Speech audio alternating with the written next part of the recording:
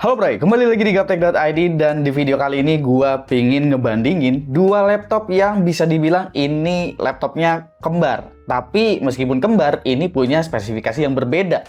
Yang sebelah sini menggunakan platform dari AMD dan yang sebelah sini itu menggunakan platform dari Intel. Secara harga pun bahkan kedua laptop ini punya harga yang lumayan identik. Jadi sekalian juga kita bandingin antara AMD dan Intel.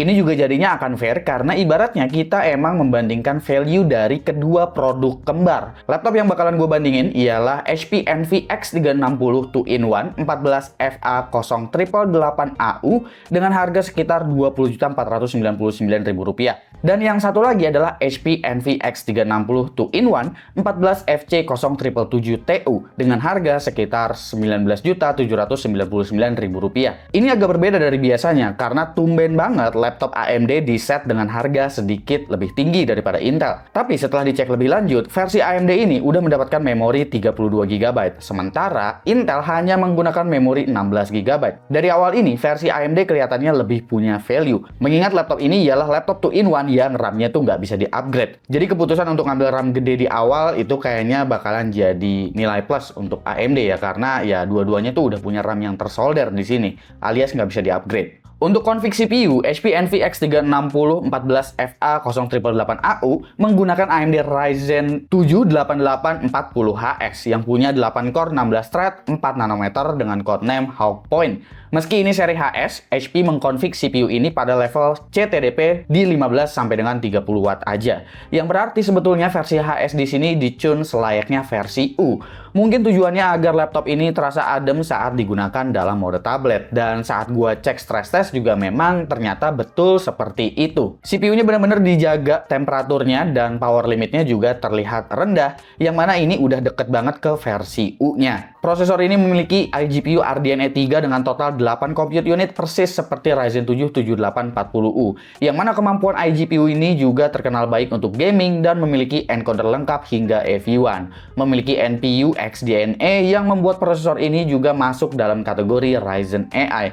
Karena Ryzen AI pada Ryzen 8000 series itu masih ibaratnya adalah fitur yang mana AMD menyebutnya itu adalah secara keseluruhan prosesor AMD Ryzen 8000 series dari CPU, iGPU, dan juga NPU-nya itu dinamakan Ryzen AI.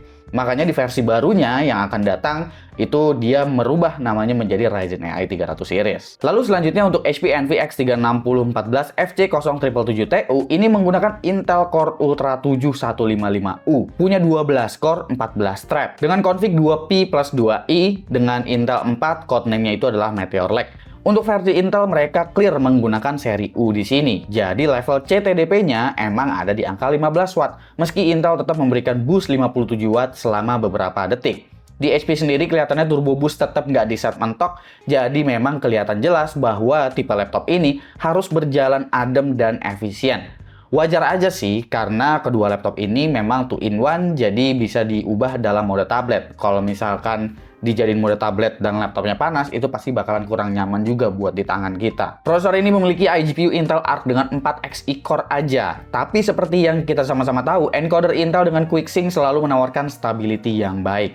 Oh iya, encoder ini juga udah dilengkapi dengan AV1. Memiliki NPU dengan nama Intel AI Boost juga. Sebetulnya secara config, Core Ultra 7 155U itu ada di bawah dari Core Ultra 7 155H. Jadi perlu kalian perhatiin juga ini ya.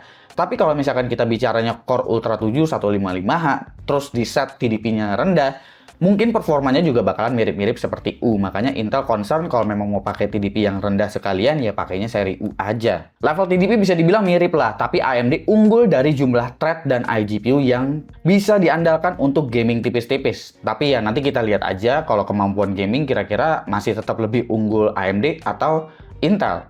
Sebenarnya udah pasti ada di AMD sih. Karena yang versi U ini untuk Intel ya dia Xe core-nya sedikit. Bagian I/O kelihatannya Intel masih tetap lebih unggul ya. Karena mereka memiliki dukungan Thunderbolt 4 dan USB-C-nya. Ini keduanya mendukung untuk bandwidth hingga 40 Gbps. Sementara versi AMD kedua USB-C-nya hanya mendukung bandwidth hingga 10 Gbps aja. Jadi silahkan pertimbangkan baik-baik untuk ini. Apakah kalian butuh port kenceng atau enggak? Karena dari segi kelengkapan, kedua laptop ini memiliki kelengkapan I/O port yang sama persis, cuma beda tipe USB-C-nya aja.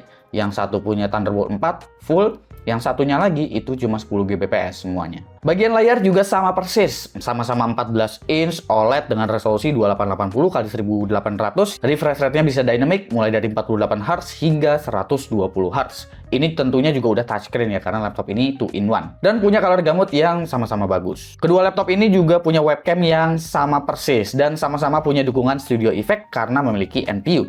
Tapi kalau soal image processing, kelihatannya yang AMD jauh lebih beres. Mungkin karena nilai TOPS dari NPU-nya lebih tinggi di XDNA ketimbang Intel AI Boost. Ini kelihatan lebih beresnya, gua ngukurnya tuh dari Studio Effect saat aktif ya, bukan image processing ketika nggak menggunakan Studio Effect. Karena gue pengen coba ngukur aja untuk kualitas dari NPU-nya, image processing itu seperti apa di webcamnya ini. Nah, kalau kita ngomongin daya tahan baterai, di sini pada mode performance dan power plan-nya itu balance, Intel unggul sekitar 32 menit dari AMD ya. Tapi itu pada mode performance-nya. Kalau pada mode quiet dan juga power saving, AMD jauh lebih unggul 1 jam dari Intel di sini. Ini sebetulnya hal yang wajar karena untuk versi AMD ternyata kapasitasnya itu untuk baterainya ada di angka 59 Wh, sementara versi Intel tuh ada di angka 66 Wh. Dan jika dicek tadi, pada mode performance-nya prosesor AMD punya sustain power sekitar 20 Watt, sementara Intel ketahannya di angka 15 Watt. Tapi kan itu soal daya tahan baterainya, bagaimana dengan output performance yang keluarnya? Karena kalau misalkan daya tahan baterainya panjang tapi performanya pelan, itu kan ya sama aja bohong gitu, efisiensinya nggak ada. Ibaratnya performance per wattnya tuh jadi kurang oke lah kalau misalkan dia daya tahan baterai bisa panjang tapi output performance-nya juga tetap kecil gitu. Kalau gitu langsung aja kita bandingin kedua laptop ini performance-nya seperti apa, baik yang menggunakan AMD Ryzen 7 8840HS dan juga yang menggunakan Intel Core Ultra 7 155U. Kayak biasa ya, Cinebench R23 terlebih dahulu untuk melihat kemampuan multicore dari kedua CPU yang ada di laptop ini. Untuk AMD Ryzen 7 8840HS yang ada di HP Envy ini, dia tuh punya TDP 20 Watt dan dapat multicore di angka sekitar 10 ribuan. Sementara untuk Intel Core Ultra 7 155U karena dia punya TDP 15 Watt, ini kemampuannya tuh cuma sekitar 60% dari Ryzen 7 8840HS aja. Selisihnya jadinya sekitar 40% gitu. Bedanya jauh banget dengan Intel Core Ultra 7 155H yang harusnya dia tuh bisa tembus di atas 10.000. Bahkan kalau di setnya kenceng itu bisa 15.000. Gue juga sempat cek untuk Blender benchmark ya, karena mirip-mirip dengan Cinebench. Di sini lagi-lagi ya AMD Ryzen 7 8840HS-nya punya kemampuan lebih tinggi. Di sini yang gue cek itu adalah sampel per menitnya. Intel Core Ultra 7 155U punya angka di 34,15 sampel per menit, sementara Ryzen 7 8840HS ada di angka 65,9 sampel per menit. Lalu untuk kemampuan encodingnya, yang pertama ini adalah EV1 Encode, dan pengujiannya gue lakukan di Handbrake. Untuk Intel Core Ultra 7 155U, dia di sini masih tetap punya average FPS yang lebih baik daripada Ryzen 7 8840HS. Intel QuickSync memang terkenal punya encoder yang cukup baik ya. Tapi kalau kita cek di software lain, contohnya seperti di CapCut misalnya, CapCut sendiri memang udah ada dukungan khusus ya untuk AMD Ryzen AI tepatnya. Di sini dia punya angka di 118 detik jika kita encode-nya itu menggunakan H264. Sementara untuk Core Ultra 7 155U, dia tuh ada di angka 167 detik, yang berarti kemampuan encode-nya masih tetap lebih kencang sih Ryzen 7 8840HS jika kalian menggunakan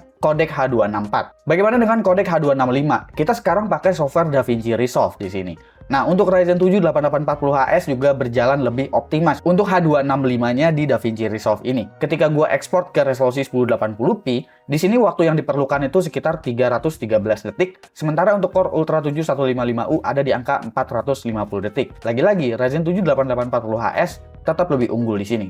Untuk kemampuan AI seperti Stable Diffusion menggunakan DirectML, sampling step-nya 20 dan menggunakan Olive Optimize, di sini Ryzen 7 8840HS masih tetap lebih kencang untuk generative image, tapi bedanya tuh cuma sekitar 5 detik aja. Ini wajar sih, karena memang dari segi TDP juga Core Ultra 7 155U itu dia lebih kecil ya TDP-nya. Tapi ada satu pengujian tambahan, yaitu adalah Amuse, yang mana ini mirip-mirip juga seperti Stable Diffusion, tapi dia tuh udah bisa memanfaatkan NPU untuk upscale image-nya. Ryzen 7 8840HS itu bisa nyelesain gambar dalam waktu sekitar 32,9 detik. Dan ini udah menggunakan XDNA Super Resolution, yang mana di sini NPU-nya itu bekerja untuk upscale image-nya, bukan untuk generative image-nya. Sementara untuk generative image-nya itu masih tetap menggunakan iGPU-nya, alias si RDNA 3-nya. Menggunakan Amuse ini juga membutuhkan memori yang besar ya. Ini pun udah di atas 16 GB. Rekomennya bahkan minimumnya itu sebetulnya disebutkan 24 GB. Jadi untuk yang Intel itu dia belum bisa jalan si Amuse-nya ini. Generate-nya error karena mungkin ya out of memory. Dan untuk kemampuan gaming sebetulnya udah bisa ditebak lah ya, karena Intel Core Ultra 7 155U ini punya Xe core yang sedikit. Jadi ya kemampuan gamingnya bakalan bedanya lumayan jauh. Kayak di Cyberpunk 2077, di sini setnya rata kiri semua ya, tapi nggak menggunakan upscaler, jadi native 1080p. Ini dia bisa dapat 32 fps untuk versi Ryzen 7 8840HS di 20 watt. Sementara untuk Intel tuh cuma dapat sekitar 15-an fps aja. Far Cry 6 juga untuk versi AMD dapat fps yang sangat-sangat baik di 47 fps. Ya bagaimanapun untuk iGPU-nya ini udah terkenal banget, bahkan di handheld pun ini udah banyak yang muji. Jadi ya kalau misalkan Intel dengan Xe core yang segini ya udah pasti performance-nya bakalan drop banget. Ini pun rata-ratanya 22 fps saja untuk Far Cry 6. Game selanjutnya adalah Horizon Zero Dawn. Di sini juga rata-ratanya untuk yang versi AMD ada di angka 46 fps, setting rata kiri, lagi-lagi nggak menggunakan upscaler. Sementara untuk versi Intelnya itu dapat rata-rata di 18 fps aja. Selanjutnya adalah Shadow of the Tomb Raider. Untuk versi Intel, ini dia udah lumayan ya. Udah dapat rata-rata di 30 fps, setting rata kiri. Jadi kalau misalkan pakai upscaler, sebetulnya masih bisa di atas 30 fps. Masalahnya, versi AMD tuh perbandingannya lumayan jauh. Di sini FPS-nya aja udah dapat hampir 60 FPS. Rata-ratanya udah 55. Jadi kalau pakai upscaler, udah pasti bakalan di atas 60 FPS. Dan untuk game kompetitif juga versi Intel ini khususnya untuk Core Ultra 7 155U ya, bukan versi H.